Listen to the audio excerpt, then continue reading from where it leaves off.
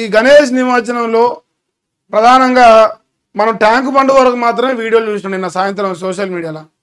కానీ tank bund కాదు, యావత్ తెలంగాణ రాష్ట్ర వ్యాప్తంగా ఎక్కడైతే గణేష్ నిమజ్జనాలు జరిగినాయో, సో ఎక్కడైతే సౌండ్ సిస్టమ్ అవైలబుల్ ఉన్న వాళ్ళు ఉన్నారో వాళ్ళందరూ కూడా దాదాపుగా నేను చూసినంత వరకు, నేను కనుక్కున్నంత వరకు కేసీఆర్ పాటలతో నిన్న ఎంటైర్ తెలంగాణ మారుమోగింది శోభయాత్రలో. అది చాలా ఇంట్రెస్టింగ్ గా ఒక చర్చకు దారిస్తూ ఉంది. సో అందుకే టైటిల్ అదే పెట్టిన. సో శోభయాత్రలో దుమ్ము లేపిన కేసీఆర్ పాటలు అని చెప్పేసి టైటిల్ తీసుకున్నా.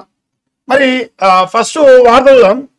అన్ని పేపర్లో ఒకసారి వార్త చూసిన తర్వాత విషయం ఏంటనేది మాట్లాడతాం. ఇట్లా నమస్తే తెలంగాణ ఇట్లా పెద్ద ఎత్తున రాసింది. సో మన కల్వకుంట్ల చంద్రుడు కట్టిన సెక్రటేరియట్ పక్కన ఇగో గణపతి, ఖైరతాబాద్ గణపతి సంబంధించిన ఫోటో. ఈ పబ్లిక్ మొత్తం బీభత్సంగా నిండిపోయారంట. మన సెక్రటేరియట్ నుంచి లోపల కూడా మన రేవంత్ కూడా ఇక్కడికి వచ్చినట్టు వచ్చింది నాకు. రేవంత్ కూడా పోయి దర్శనం చేసుకుంటా, మరి ఏందో తెలియదు, వీడియోలు అయితే వస్తాను. ఇక అన్నకు ఒక పాపం ఒక బాధ ఎదురైంది. ఆ బాధ గురించి మనం మాట్లాడాలి. ఇది వినాయక వీడ్కోలిక అని చెప్పేసి ఈయన పెట్టిన టైటిల్. ఒక ఆయన మళ్ళీ రాబోయే గణపయ్య వైభవంగా గణేష్ నిమజ్జనాలు, గంగమ్మ ఒడిలోకి మహాగణపతి, లక్షలాదిగా తరలి వచ్చిన భక్తులు, జనసందనంగా ట్యాంకు బండ్ పరిసరాలు, ఆద్యంతం ఆకట్టుకున్న శోభయాత్ర, ఆటపాటలతో యువత డాన్సులు, బాయ్ బాయ్ గణేష్ అంటూ వీడుకోవాలని చెప్పేసి టైటిల్ రాసింది. ఇక్కడ ఒక పాయింట్ ఉంది. ఆటపాటలతో యువత డాన్స్ వేసి అనేది ఉందా? ఆ టైటిల్కి దాని వెనుకంగా బ్యాక్గ్రౌండ్ ఏంటంటే వీళ్ళు రాయలేదు, కానీ కేసీఆర్ పాటలు నిన్న తెలంగాణ రాష్ట్ర వ్యాప్తంగా మారుమోగినాయి. మామూలు కాదు. ఇక అసలు ఒక ట్విస్ట్ ఏంటంటే రేవంత్ రెడ్డి పాపం నిన్న ఏడవచ్చు, మా అన్న పాపం ఇంటి వైపు బాధపడవచ్చు అనిపించింది. ఎందుకంటారా, ఒక ముఖ్యమంత్రి ఏమనుకుంటాడు జనరల్గా, నా పాటలు పెట్టుకొని ఎగరాలి అనుకున్నాడు జనాలు. ఎందుకంటే తన ముఖ్యమంత్రి అవడు, తన ప్రజా పరిపాలన అంటాడు, ఇంకేందో అంటాడు. సో తన పాటలు పెట్టుకొని ఎగరాలనుకున్నాడు. కానీ నిన్న ట్యాంకు బండ్ పరిసరాల్లో రేవంత్ అన్న వేయిండు. సరే దేవుని దర్శనాన్ని వేయిండా, ఇంకెట్నో పోయిండు. పోకపోతేనన్నా బాగుంటుండే. ఆ పోయిన సందర్భంగా ఆ పోరలు ఇంకింత కోపానికి వచ్చారు. ఆ నిరుద్యోగులు కానీ, ఆ విద్యార్థులు కానీ, లేదా తెలంగాణ రాష్ట్ర బిడ్డలందరూ కానీ ఏ స్థాయిలో కాంగ్రెస్ పార్టీ పైన వ్యతిరేకత ఉంది అంటానికి, ఏ స్థాయిలో తెలంగాణ రాష్ట్రంలో కేసీఆర్ లేని లోటు ప్రజలకు తెలుస్తుంది అంటానికి నిన్న కళ్ళకు కట్టినట్టుగా కనిపించింది అలా నిన్న ఎవిడెన్స్. ఇంకా చిన్న ట్విస్ట్ ఏంటంటే రేవంత్ అన్న ముందరనే పెట్టి ఆ పాటల వల్ల అన్న అలాంటి నమస్తే పెడతాడు. వాడేమో గుర్తులో గుర్తుంచుకో, కారును గుర్తుంచుకో, కేసీఆర్ను గుర్తుంచుకో అని చెప్పేసి నిన్న పాటలు వినిపిస్తాను. మానిడగా దండమే ఇట్లా చేయుక్తా అంటే అలాగే కేసీఆర్ పాట ఇంకే పెద్దగా పెడతారు, గజ్జ పెడతారు. నీ ముదనష్టం కావాలా, నీదో ప్రభుత్వం, నీదో రాజ్యం, నీ రాజ్యంలో మనవాడు అని చెప్పేసి ఇంకింత సౌండ్ ఎక్కువ పెట్టరు. సో నేను కూడా నిన్న నైట్ పార్టిసిపేట్ చేసిన, ఆల్మోస్ట్ 5 o'clock వచ్చిన. పెద్ద ఎత్తున అసలు ఇక ఏడ్చే ఒకటే తక్కువ. నన్ను అడిగితే సెక్రటేరియట్ పక్కనే ఉంది. ఆ నుంచి కాడికి ఇప్పుడు గణపతి కాడి నుంచి గట్టిగా కిలోమీటర్ ఉండదు ట్యాంకు బండ్ నుంచి. సో ఆడ రేవంత్ అన్నకు ఆ పాలు ఓడి కాబోతే నిన్న సెక్రటేరియట్లో కూర్చోనిస్తలేరు. చెవులకు మొత్తం అదే ఎక్కడన్నా నల్లమ్మల్ల అడుగులోకి వెళ్ళి తొక్కుకుంటా వచ్చిన పులి అనే పాట ఇవ్వలేదు. ఆడ 3 రంగుల జెండా పెట్టి వచ్చిన మునగాడు పొడిసిండు ఏది ఇవ్వలే. ఎందుకంటే ఇక్కడ మీరు గమనించాలంటే తెలంగాణ రాష్ట్రంలో కేసీఆర్ పరిపాలన ఏ రకంగా ఉంది, రేవంత్ రెడ్డి పరిపాలన 20 నెలలకే ఏ రకంగా ఉంది, ప్రజలు కంపేర్ చేసుకున్నారు. సో ఈరోజు ప్రజల లోపల ఉన్న కష్టాలు, ప్రజల లోపల ఉన్న బాధలు ఇవన్నీ చూస్తూ ఉంటే అరే నిజంగా కేసీఆర్ ఉన్నప్పుడు మంచిగా ఉండేవాడు, అప్పు చేసిండా, సప్పు చేసినా, మనం చంపిండా, తిన్నడా, ఏం చేసినా కానీ ప్రజలకు మాత్రం ఎట్లాంటి ఇబ్బంది లేకుండా చూసుకున్నారు కదా. ఈయన ముదనష్టంగా పరిపాలన మరి గణపయ్య మళ్ళీ వచ్చే వినాయక చవితి కన్నా మరి మా అన్నను మార్చాలని చెప్పేసి దేవుణ్ణి అందరూ కోరుకు. అంటే ప్రజలు గత 21 నెలలుగా కాంగ్రెస్ పార్టీ ప్రజా పరిపాలన అని చెప్పిన, ప్రజల కోసమే రాజ్యం అని చెప్పిన, ఇందిరమ్మ రాజ్యం అని చెప్పిన, మీ ఇగురు పెడుతున్న గొప్ప గొప్ప రాతలు రాపించుకున్నా, ఏది రాపించుకున్నా ఏమంటారు మన పిల్లి కూడా పాతలు పెట్టుకొని పులి అని మురిసినట్టుగా కనిపిస్తా ఉంది. పూర్తి స్థాయిలో యావత్ తెలంగాణ రాష్ట్రంలో కూడా ఈ రోజు ఎన్నికలు వచ్చినా ఈ రోజు ఎన్నికలు వచ్చినా కేసీఆర్ ని మళ్ళా ముఖ్యమంత్రి అనే ఆలోచన ఉన్నట్టుగా నిన్నటితో తెడతెల్లం అయిపోయింది. ఇక్కడ ఇంకొక బాధాకరం ఏంటంటే భారతీయ జనతా పార్టీ తనకిచ్చిన అవకాశాన్ని చేతులు వదులుకుంటా ఉంది. 8 పార్లమెంట్ ఇస్తే తిని పంతారు, ఎవడు పని చేస్తలేడు.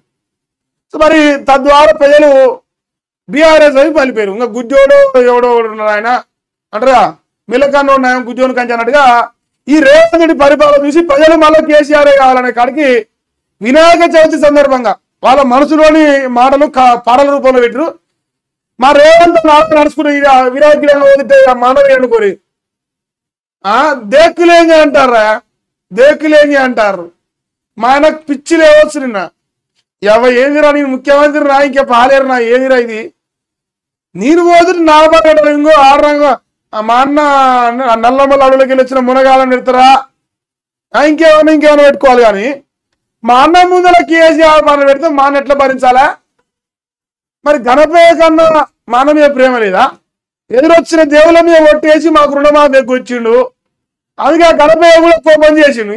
మనం ఏంద్ర నాయన నన్ను మమ్మల్ని బదనాం చేసినావు, దేవుళ్ళను బదనాం చేసినావు. లాస్ట్కి ఇప్పుడు జనరల్ గా భూమి మీద మనుషులు మోసం చేసేటోడు, కానీ దేవుళ్ళను మోసం చేసేటోడు మా అన్న ఒక్కడేవాడిగా మన అసలు మునగాడు. కాబట్టి నిన్న ఆ సంఘటన జరిగిందే, దాన్ని వీడియోలు ప్లేస్తూ మరి కాపీరైట్ పడుతుంది, అందుకే నేను తీసుకురాలేదు.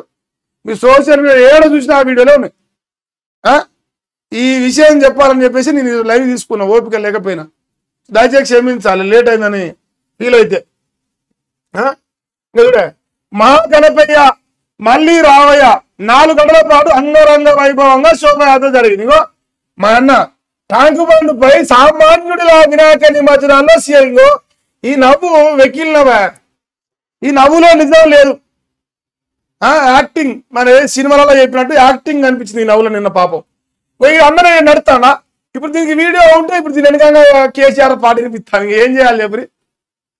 అసలు ఎందుకు వచ్చిండు, ఏ కారణం చేత వచ్చిండు, వచ్చి అనవసరంగా జనం ముందర నవ్వపాలని నాకు అనిపించింది. ఎందుకంటే మా అన్నకు నేను వీరాభిమాని, మా అన్న బాధ అయితే నేను తట్టుకోలేను.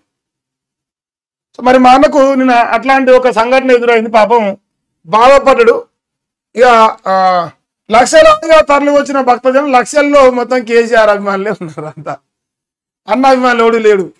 ఏది వేయరు వారి మా అన్న రేవంత్ అన్న సైన్యం ఎక్కడ పోయింది, కాంగ్రెస్ పార్టీ ఎక్కడ పోయింది?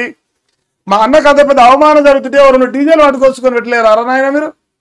ఒక 2 ఈ ముదనష్టంగాల ఇంకేంది. ఉదయం 7:43 శోభయాత్ర ప్రారంభించంట, మధ్యాహ్నం 1:45 గంటలకు నిమజ్జనం పూర్తయింది. 11 రోజుల్లో మహాగణపతిని దర్శించుకున్న 50 లక్షల మంది అట. హైదరాబాద్ అంతటా ప్రశాంతంగా గణనాథుల నిమజ్జనం జరిగింది. 30,000 మంది పోలీసులతో భారీ బందోబస్తు ఏర్పాటు చేశారు. ఇక నన్ను అడిగితే ఇప్పటికి కూడా స్టిల్ ఈ సెకండ్ కూడా నిమజ్జనం ఆన్లైన్ అవుతున్నాయి. ఎందుకంటే తెల్లవారులు ఎగిరి పొద్దుగాల నిమజ్జనం చేస్తూ ఉంటారు మన వాళ్ళు, చదువున్నదేనా.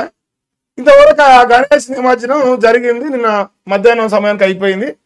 కానీ సోషల్ మీడియాలో మధ్యాహ్నం తర్వాత నుంచి రంకెలేస్తున్నాయి వీడియోలు. కానీ కేసీఆర్ ఫామ్ హౌస్ వండుకొని నిన్న పెగ్గేయచ్చు ఈజీగా.